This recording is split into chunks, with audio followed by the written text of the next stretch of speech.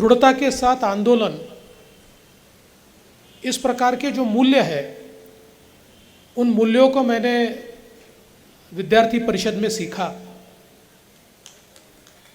और मुझे याद है विद्यापीठ में तो कई आंदोलन होते थे, लेकिन उस समय जब कश्मीर में भारत का तिरंगा लहराना करीब नामुमकिन होता था और भारत के उस समय के नेता भी लाल चौक पर तिरंगा लगाने की बात नहीं करते थे, ऐसे समय विद्यार्थी परिषद ने ये प्रण किया कि कश्मीर के लाल चौक पर तिरंगा लहराएंगे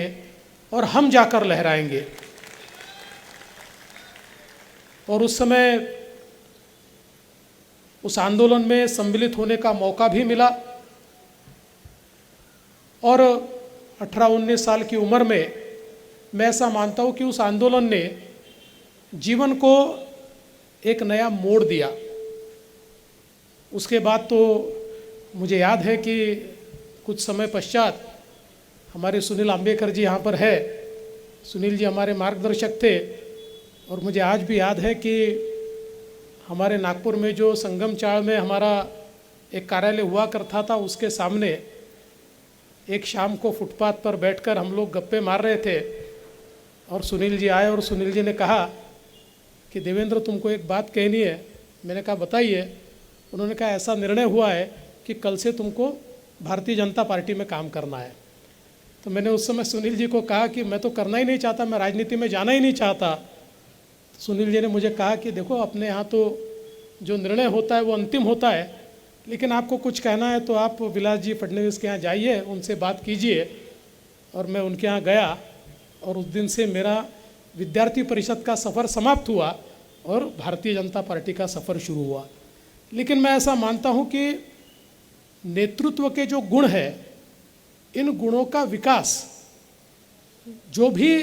मेरे व्यक्तित्व में हो पाया वो निश्चित अखिल भारतीय विद्यार्थी परिषद के कारण हो पाया। और इसलिए मैं ऐसा मानता हूँ कि एक ऐसा फोरम है कि जहाँ सामान्य व्यक्ति, सामान्य लड़का जिसका कोई वजूद नहीं है, ऐसा लड़का भी या ऐसी लड़की भी जब विद्यार्थी परिषद के संपर्क में आती है तो यहाँ पर एक कार्य पद्धति है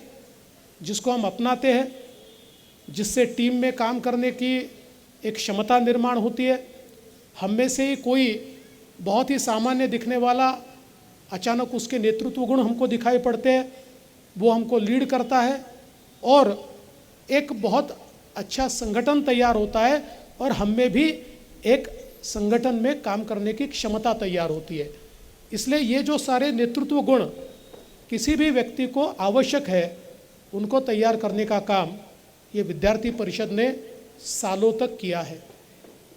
अभी अध्यक्ष जी हमें बता रहे थे कि भारत एक प्राचीन इस प्रकार का राष्ट्र है और ये बात बिल्कुल सही है कि हमने हमारे इतिहास के कुछ पन्ने डिलीट कर दिए और विशेष रूप से मैकॉले और उसके बाद आज़ादी के बाद कुछ मैकॉले के पुत्र ये भारत में छूट गए और उन्होंने भी जो हमारे स्वर्णिम पन्ने हैं उनको हमारे इतिहास से डिलीट किया और हमें ऐसा लगा कि हमारा इतिहास तो केवल मुगलों का इतिहास है। जो हमारा एक स्वर्णिम इतिहास था, जो भारत एक समय दुनिया की जीडीपी में 25 से 30% अपनी हिस्सेदारी रखता था, जो भारत दुनिया को विचार भी देता था और शिक्षा भी देता था, दुनिया के सर्वोत्तम शिक्षा संस्थान जिस भारत में थे और जिसकी परंपराएं इस प्रकार की थी कि जिसके कारण दुनिया में इस देश का एक वजूद था, उस भारत की स्वर्णिम परंपराओं को हमने भुला दिया। मैं ये नहीं कहता कि हमारे पूरा इतिहास ये स्वर्णिम है, ऐसी चीज़ें हमारे इतिहास में भी आई कि जो हमारे लिए अच्छी नहीं है, जिसमें हम भी शर्मसार होते हैं, लेकिन ऐसी ही चीज़ों को बताकर हमको ये बताया गया कि यही आपका इतिहास है जिससे आपको शर्मसार होना है, और जो हमारा असली इतिहास था, जो हमारे तेज का, हमारे विजय का इतिहास था, उससे हमको हमेशा दूर रखा गया। आज जब साइंस बहुत तरक्की कर रहा है तो ये ध्यान में आता है कि दुनिया की ओल्डेस्ट कंटिन्यूअस सिविलाइजेशन अगर कोई है तो भारत है। हम लोग कई बार ग्रीक की, रोम की, बेबीलोनिया की, अलग अलग सिविलाइजेशंस के बारे में कहते हैं, इनमें से कोई भी सभ्यता ये 3000-4000 साल से ज़्यादा पुरानी नहीं है। लेकिन भारत की सभ्यता का अगर हम विचार करें तो भारत की सभ्यता आज जिस प्रकार के हमारे अलग अलग प्रकार से हमारे यहाँ पर आर्कियोलॉजिकल साइट्स मिल रही है, चाहे राखीगढ़ी की हो, चाहे बिरान्ना की हो, इसके आधार पर हम ये कह सकते हैं कि 9 से 10 हजार साल पहले भी पूर्ण रूप से विकसित, जहाँ पर शहरों की रचना थी, जहाँ पर स्थापत्य शास्त्र का नमूना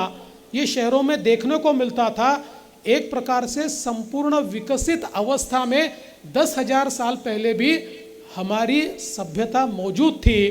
तो दुनिया की सारी सभ्यताएं समाप्त हो गई और 10,000 साल तक हमारी सभ्यता समाप्त नहीं हो पाई। इसका मतलब हमारी सभ्यता में, हमारे विचारों में और हमारे मूल्यों में कोई तो ऐसी बात थी, कोई तो ऐसी शाश्वतता थी कि जिसके कारण ये सभ्यता टिकी, ये सभ्यता समाप्त नहीं हो पाई। और सारे आक्रमणों के बावजूद आज भी ये सभ्यता पूरी शान के साथ खड़ी है। तो इसका कोई ना कोई ऐसा कारण होगा। आज हम लोग सस्टेनेबिलिटी की बात करते हैं, ये सस्टेनेबिलिटी हमारी सभ्यता में हजारों वर्षों से रही है और इसी सस्टेनेबिलिटी ने हमारी सभ्यता को जीवित भी रखा है। आज हम लोग कहते हैं कि जिस प्रकार से संशोधन हो रहा है उसके आधार पर मुझे ऐसा लगता है कि एक नया इतिहास अब लोगों के सामने हमको लाना होगा। ये इतिहास जो सचमुच हम सबको एक तेजस्विता देता है, जो हम सबको एक वजूद देता है, इस प्रकार का ये इतिहास हमारे सामने लाना ये बहुत महत्वपूर्ण है और मैं ऐसा मानता हूँ कि उसकी शुरुआत आज हुई है। नमस्कार, मैं हूं मानक गुप्ता। अगर आपको हमारा ये वीडियो पसंद आया हो तो इसे लाइक और शेयर जरूर करें और हाँ, हमें सब्सक्राइब और फॉलो करना ना भूलें ताकि आप देश और दुनिया की कोई खबर मिस ना करें। तो जुड़े रहिए हमारे साथ और देखते रहिए न्यूज़ 24।